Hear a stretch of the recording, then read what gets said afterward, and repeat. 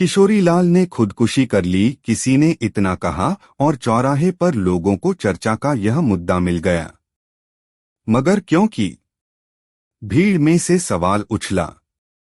अरे, अगर खुदकुशी नहीं करते तो क्या घुट घुट कर मर जाते? भीड़ में से ही किसी ने एक और सवाल उछाला।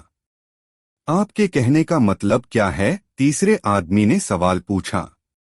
अरे, किशोरीलाल की पत्नी कमला का संबंध मनमोहन से था। दुखी होकर खुदकुशी न करते तो वे क्या करते? अरे, ये भाई साहब ठीक कह रहे हैं। कमला किशोरीलाल की ब्याहता पत्नी जरूर थी, मगर उसके संबंध मनमोहन से थे और जब किशोरीलाल उन्हें रोकते तब भी कमला मानती नहीं थी। भीड़ में से किसी ने कहा। चौराहे पर जितने लोग थे उतनी ही बातें हो रही थीं। मगर इतना जरूर था कि किशोरीलाल की पत्नी कमला का चरित्र खराब था। किशोरीलाल भले ही उसके पति थे, मगर वह मनमोहन की रखैल थी। रात भर मनमोहन को अपने पास रखती थी। बेचारे किशोरीलाल अलग कमरे में पड़े पड़े घुटते रहते थे। सुबह जब सूरज निकला तो कमला के रोने की आवाज से आसपास और मोहल्ले वालों को हैरान कर गया। सब दौड़े दौड़े घर में पहुंचे तो देखा कि किशोरीलाल पंखे से लटके हुए थे। यह बात पूरे शहर में फैल गई, क्योंकि यह मामला खुदकुशी का था या कत्ल का, अभी पता नहीं चला था। इसी बीच किसी ने पुलिस को सूचना दे दी। पुलिस आई और लाश को पोस्टमार्टम के लिए ले गई। यह बात सही थी कि किशोरीलाल और कमला के बीच बनती नहीं थी। कमला किशोरीलाल को दबाकर रखती थी। दोनों के बीच हमेशा झगड़ा होता रहता था। कभी भी झगड़ा हद पर पहुंच जाता था। यह मनमोहन कौन है? कमला से कैसे मिला? यह सब जानने के लिए कमला और किशोरीलाल की जिंदगी में झांकना होगा। जब कमला के साथ किशोरीलाल की शादी हुई थी, उस समय वे सरकारी अस्पताल में कंपाउंडर थे। किशोरीलाल की कम तनख्वाह से कमला संतुष्ट न थी। उसे अच्छी साड़ियां और अच्छा खाने को चाहिए था। वह उनसे नाराज रहा करती थी। इस तरह शादी के शुरुआती दिनों से ही उनके बीच मनमुटाव होने लगा था। कुछ दिनों के बाद कमला किशोरीलाल से नजरें चुराकर चोरी छिपे दे धंधा करने लगी। धीरे धीरे उसका यह धंधा चलने लगा। वैसे कमला ने लोगों को बताया था कि उसने अगरबत्ती बनाने का घरेलू धंधा शुरू कर दिया है। इसी बीच उनके 2 बेटे हो गए, इसलिए जरूरतें और बढ़ गईं। मगर चोरी छिपे यह धंधा कब तक चल सकता था? एक दिन किशोरीलाल को इसकी भनक लग गई। उन्होंने कमला से पूछा, मैं यह क्या सुन रहा हूं? क्या सुन रहे हो? कमला ने भी अकड़कर कहा। क्या तुम देह बेचने का धंधा कर रही हो? किशोरीलाल ने पूछा। तुम्हारी कम तनख्वाह से घर का खर्च पूरा नहीं हो पा रहा था, तो मैंने यह धंधा अपना लिया है। कौन सा गुनाह कर दिया?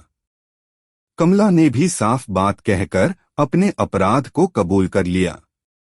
यह सुनकर किशोरीलाल को गुस्सा आया।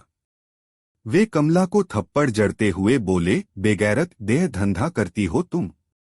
तो पैसे कमा कर लाओ, फिर छोड़ दूंगी यह धंधा। अरे, औरत तो ले आया, मगर उसकी हर इच्छा को पूरा नहीं करता है। मैं कैसे भी कमा रही हूं, तेरे से तो नहीं मांग रही हूं।